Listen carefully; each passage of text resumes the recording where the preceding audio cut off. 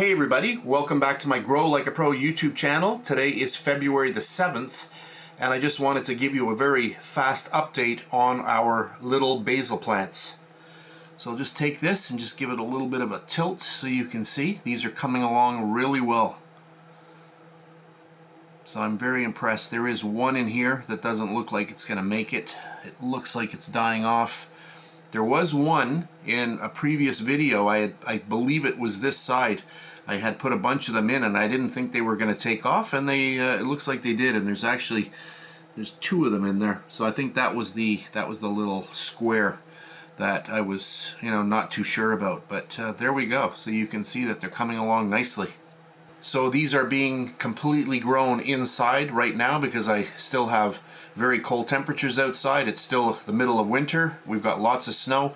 And so these are inside, and I am using a grow light, and I'm giving them 16 hours every day of light.